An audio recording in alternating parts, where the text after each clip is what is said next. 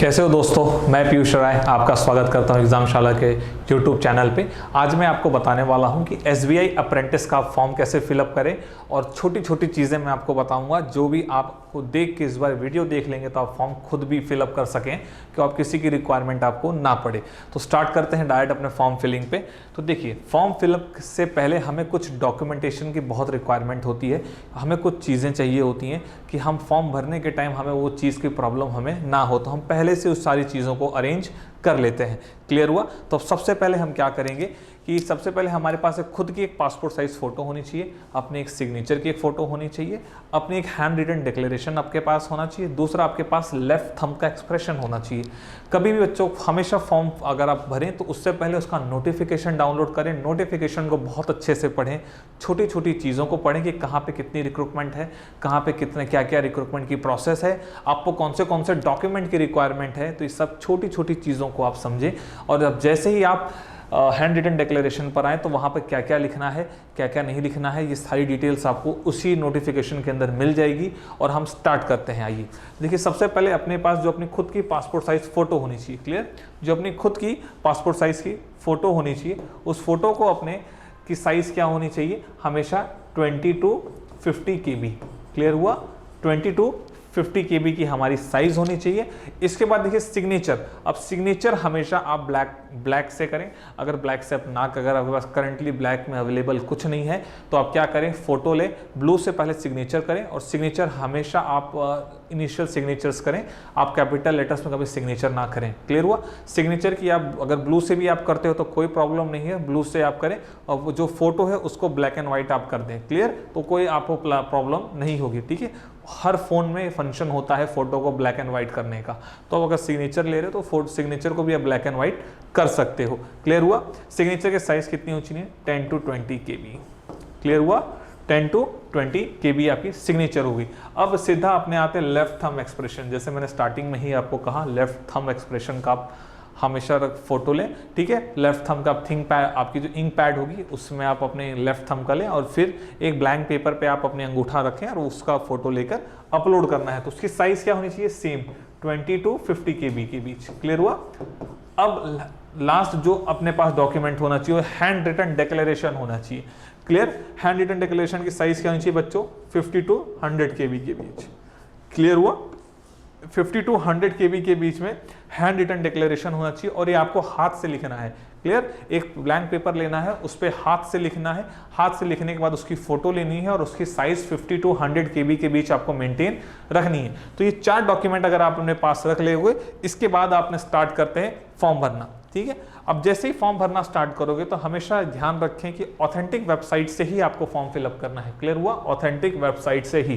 तो authentic website के लिए सबसे पहले आप क्या करेंगे, क्रोम ओपन करेंगे या गूगल ओपन करेंगे, कोई प्रॉब्लम नहीं है, या फिर कुछ भी आप ब्राउजर वो उसको ओपन करेंगे। तो ब्राउजर को जैसे ही आप ओपन करेंगे तो सबसे पहले आप जो सर्च टूल होगा, सर्च पे आप लिखोगे कि एसबीआई कैरियर। ठीक है? SBI career. ठीक है? SBI career. ठीक है?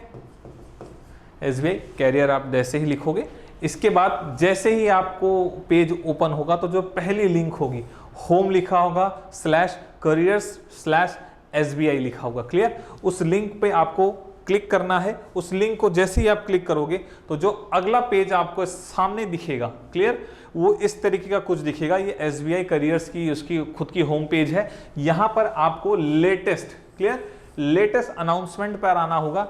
कहां पे आना होगा? लेटेस्ट अनाउंसमेंट पर। और इसके बाद यहां पे देखिए छोटे छोटे बहुत सारे डॉट्स हैं, तो सेकंड डॉट या थर्ड डॉट पर आपको आप टिक करोगे तो ऑटोमेटिक आपको यहां पर ऊपर जो है वो लिखा हुआ दिख जाएगा कि SBI अप्रेंटिस रिक्रूटमेंट 1961। क्लियर? ये जैसी ही डिटेलिंग आप देखोगे, इसके नीचे ठीक अप्लाई ऑनलाइन है। क्लियर? अप्लाई ऑनलाइन करोगे तो अप्लाई जैसे ही आप कर लोगे तो अब आपके सामने एक ये पेज ओपन हो जाएगा। क्लियर हुआ? अब इस पेज में आपको क्या क्या ध्यान रखना है, इस चीज बहुत अच्छे से आप देखते चले। ठीक है? इसमें देखिए फर्स्ट नेम, मिडिल नेम और लास्ट नेम बोला। जैसे मेरा नाम क्या है? राय पीयूष हरिशंकर। ठीक है? मैं शॉर्ट फॉर्म में हरि लिख दे रहा हूं। क्लियर हुआ? तो ये मेरा पूरा नाम है। तो फर्स्ट नेम में मैं अपना नाम लिखूंगा। अब ये नाम लिखने के बाद हमें कभी भी स्पेस ना दें। अगर स्पेस देंगे, जैसे मेरा नाम क्या है राय पीयूष हरिशंकर, तो जैसे राय मैंने लिखा तो राय के बाद आपको स्पेस नहीं देनी है। राय के बाद ठीक नीचे मिडिल नेम में आपको पीयूष लिखना है और लास्ट नेम में हरिशंकर लिखना है। ठीक है, जैसे ये तीनों चीजें आप लिख लोगे, इसके बाद अगली जो डिटेल आपसे मांगी जाएगी आपका मोबाइल नंबर, क्लियर, जो आपके पास हमेशा रहेगा। और मोबाइल नंबर आप डालेंगे, जैसे ही मोबाइल नंबर आप 2 कंफर्म मोबाइल नंबर डालेंगे, इसके बाद जो अगली लाइन होगी वो होगी कंफर्म ईमेल आईडी। क्लियर हुआ? जैसे ईमेल आईडी डालेंगे तो मान लीजिए जैसे मेरा ईमेल आईडी का नाम क्या है, राय एग्जामशाला, ठीक है, ये मेरी ईमेल आईडी का नाम है, ठीक है, @gmail.com। ठीक है, तो मैंने क्या करूंगा, ईमेल आईडी में मैं जो पहली डिटेल होगी सिर्फ मैं राय एग्जामशाला ही लिखूंगा। क्लियर हुआ? राय एग्जामशाला ही लिखूंगा। उसके बाजू में देखिए @ के बाजू में डोमेन नेम्स लिखा होगा, तो डोमेन नेम पर जैसे ही टिक करेंगे तो वहां पर जैसे लिखा रहेगा gmail.com, yahoo.com, redmail.com etcetera etcetera, ऐसे सारे मेल्स लिखे होंगे।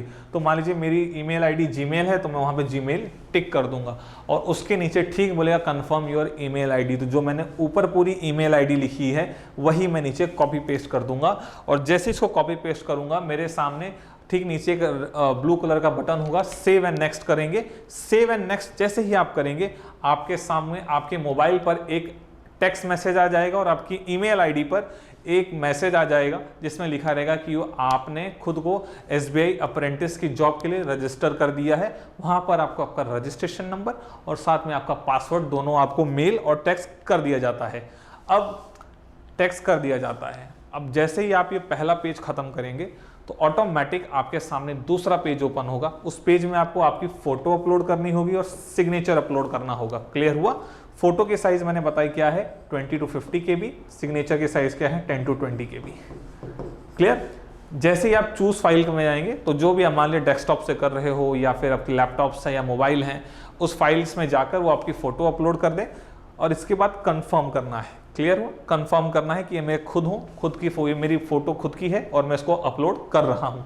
और सेम सिग्नेचर भी आपको इस तरीके से अपलोड करके नीचे जो चेक बॉक्स होगा उसको क्लियर करोगे और यहाँ पर होगा सेव एंड नेक्स्ट। ठीक है, जैसे सेव एंड नेक्स्ट करेंगे आपके सामने जो अगला पेज ओपन होगा वो होगा बेसिक इंफॉर्मेशन का, साथ ही साथ क्वालिफिकेशन और एक्सपीरियंस और लैंग्वेज का होगा। क्लियर हुआ?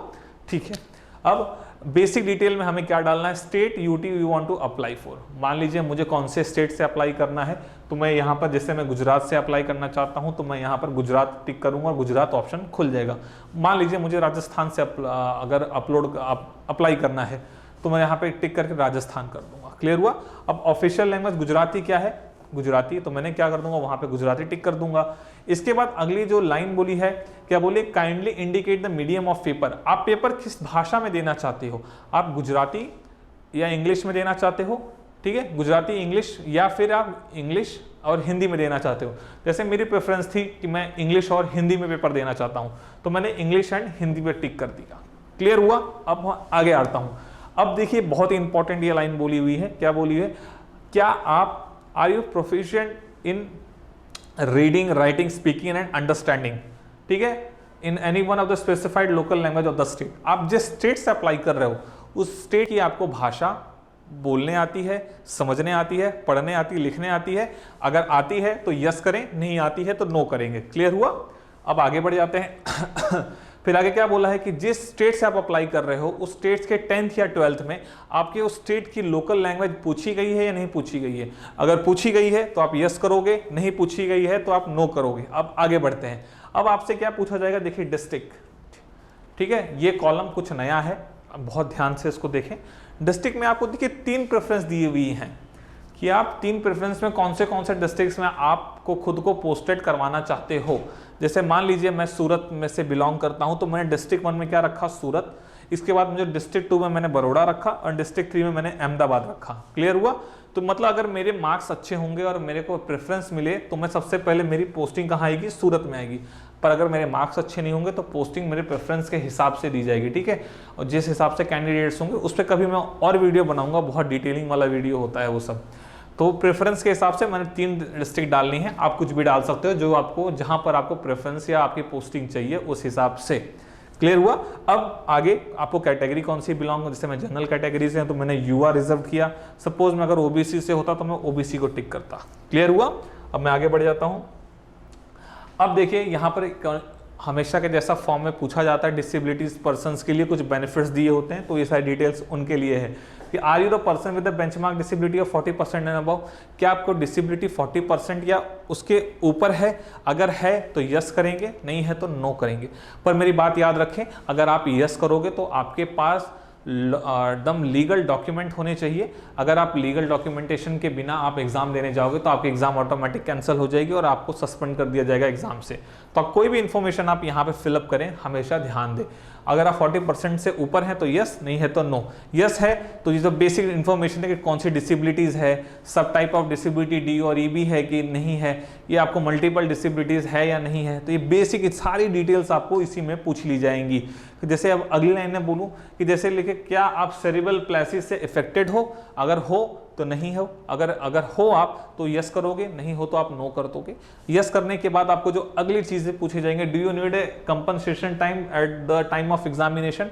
अगर मैं फिर से बोल रहा हूँ, ये सारी डिटेल आप तभी आप यस करिए जब आपके पास लीगल डॉक्यूमेंट्स होंगे, तो 40% के ऊपर वाला हो तो, वरना आप टोटली डिस्क्वालीफाई हो जाओगे एग्जाम में। क्लियर। तो अगर है तो बेसिक आप यस करेंगे, आपको स्क्राइब की रिक्वायरमेंट है तो यस करेंगे, नहीं रिक्वायरमेंट है तो आप नो कर देंगे। क्लियर हुआ। अब मैं आगे वाली लाइन पर आता हूं। अब जैसे ही आप बेसिक अपनी डिसेबिलिटीज वाले सारी चीजों से आप आगे बढ़ेंगे, अब आपको यहां पर क्या पूछा जाएगा कि region to which you belong. मान लीजिए मैं हिंदू हूं तो मैं हिंदू करूंगा, अगर मैं क्रिश्चियन होता तो मैं क्रिश्चियन करता। अब आगे नेशनलिटी सिटीजनशिप तो मैं इंडियन कर दूंगा। इसके बाद क्या मैं रिलीजियस माइनॉरिटी से कम्युनिटी से बिलोंग करता हूं? अगर मैं करता हूं तो मेरे पास उसका सर्टिफिकेट होना चाहिए, अगर नहीं करता हूं तो नो करके मैं आगे बढ़ जाऊंगा। तो state UT which to centre of exam belongs. Clear हुआ। तो एग्जाम जैसे मान लीजिए कौन से स्टेट से मैं एग्जाम बिलोंग देना चाहता हूं, तो मैं गुजरात से था तो मैंने गुजरात कर दिया था, और कौन सा सेंटर ऑफ एग्जामिनेशन है तो मैंने रख दिया सूरत। क्लियर हुआ। मैं जैसे मान लीजिए मैं अहमदाबाद से तो मैं अहमदाबाद रखता, जैसे मैं सूरत से तो मैंने सूरत रख लिया। अब मैं यहाँ पे डेट ऑफ बर्थ लिखूंगा। इसके बाद मेरी जेंडर आ जाएगी। जेंडर के बाद मैं ट्विन सिस्टर्स यस या नो, अगर हैं तो यस, नहीं है तो नो। और इसके बाद हम आगे बढ़े। इसके बाद देखिए मार्शियल स्टेटस। ठीक है, मार्शियल स्टेटस पे आप अगर मैरिड हैं अनमैरिड हैं वो बेसिक डिटेल आप डाल सकते हैं। अब आगे बढ़ते हैं यहाँ पर। अब देखिए फादर्स नेम, फादर नेम वापस फर्स्ट नेम, मिडिल नेम और लास्ट नेम। जैसे मान लीजिए मेरे फादर का नाम था हरि, मैंने शॉर्ट फॉर्म में रखा था, ठीक है, हरिशंकर। इसके बाद मेरे दादाजी का नाम क्या है? रामनाथ। इसका मेरे सरनेम क्या है? राय। तो मैं फर्स्ट नेम में मैं अपने फादर का नाम रखूंगा, लास्ट मिडिल नेम में मैं अपने दादाजी का नाम रखूंगा, इसके बाद लास्ट नेम में मैं अपना सरनेम रखूंगा। क्लियर हुआ।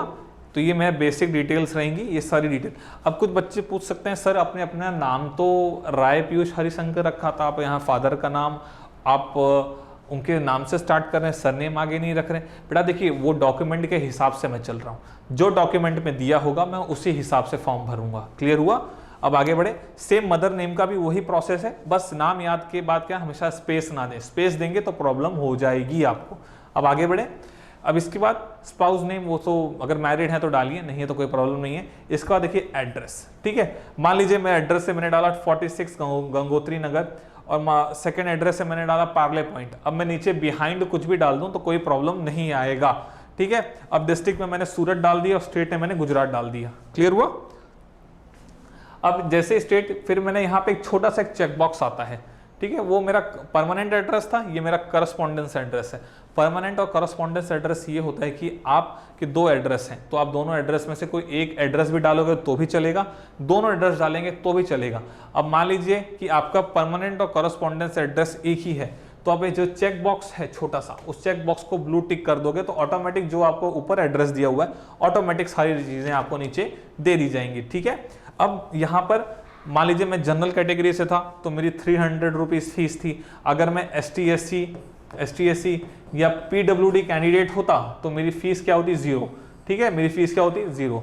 OBC के लिए भी 300 रुपीज चार्ज है और EWS वाले बच्चों के लिए भी 300 रुपीज चार्ज है। अब आगे बढ़ते हैं।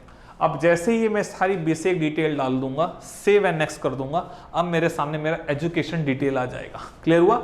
अब मान लीजिए ग्रेजुएशन में मान लीजिए मैंने बीकॉम किया था तो मैंने यहाँ पे बीकॉम डाल दिया। ठीक है, कौन सी यूनिवर्सिटी से किया वो डाल दूंगा। डेट ऑफ पासिंग, अब डेट ऑफ पासिंग में बच्चे कई बार कंफ्यूज हो जाते हैं कि सर डेट ऑफ पासिंग में क्या डालूं।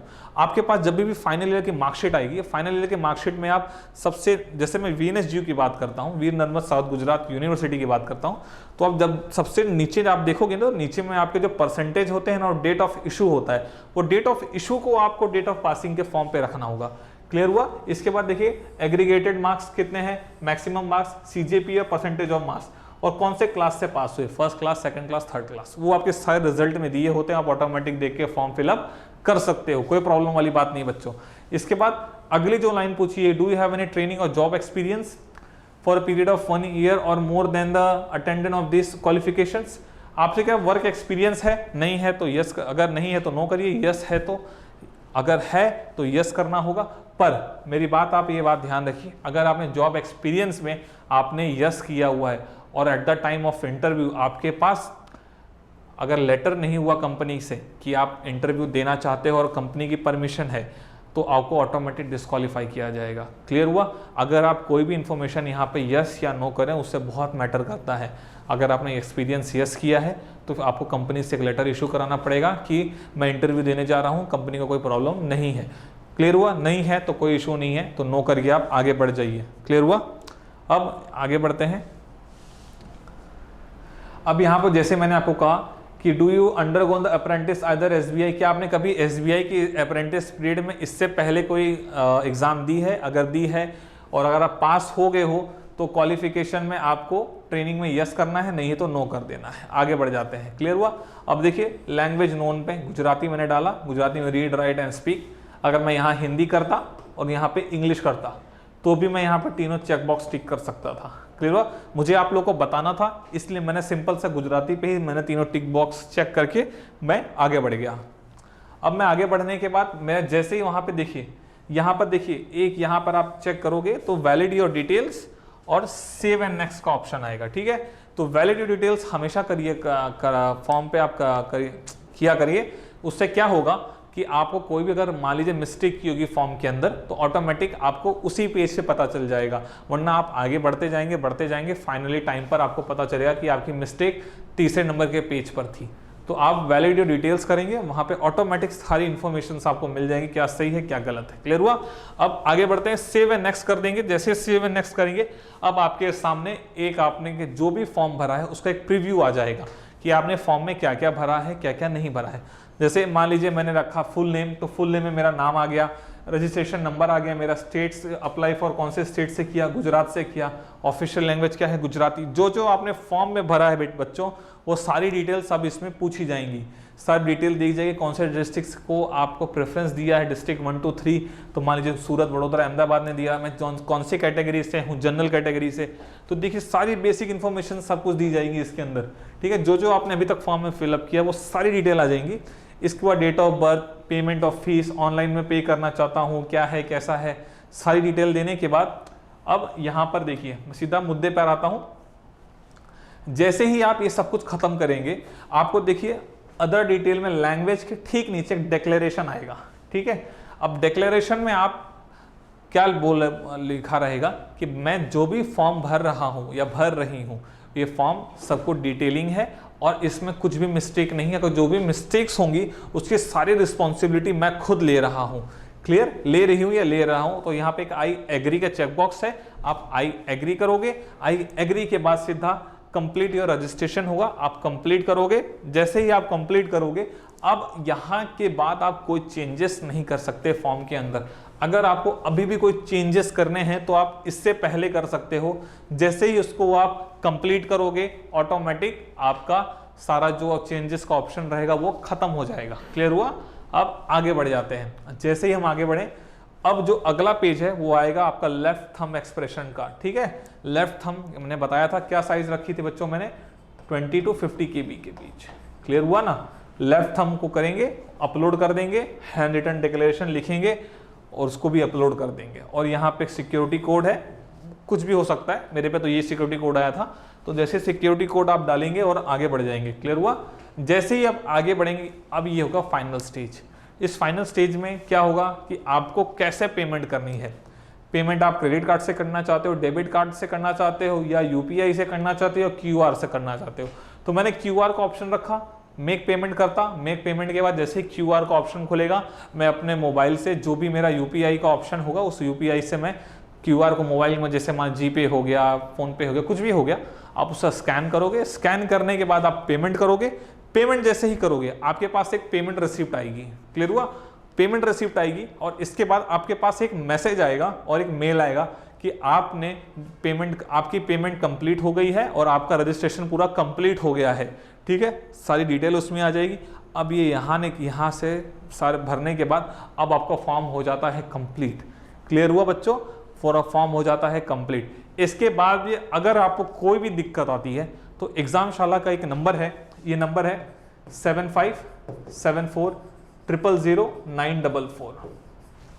ठीक है, इस नंबर पे मैं सारी इन्फॉर्मेशन आपको दे दूंगा। अगर कोई जेन्युइन इन्फॉर्मेशन है या कोई जेन्युइन प्रॉब्लम है, आपको मैं और भी फॉर्म भरने के सारे तरीके सिखा दूंगा, आपको कोई प्रॉब्लम नहीं आने दूंगा। ठीक है, तब तक के लिए मैं साइनिंग ऑफ, पीयूष राय। होप सो आप फॉर्म भरेंगे, मेहनत करेंगे और एसबीआई अप्रेंटिस की जॉब ये साल एग्जामशाला से लेके जाएंगे। Thank you so much.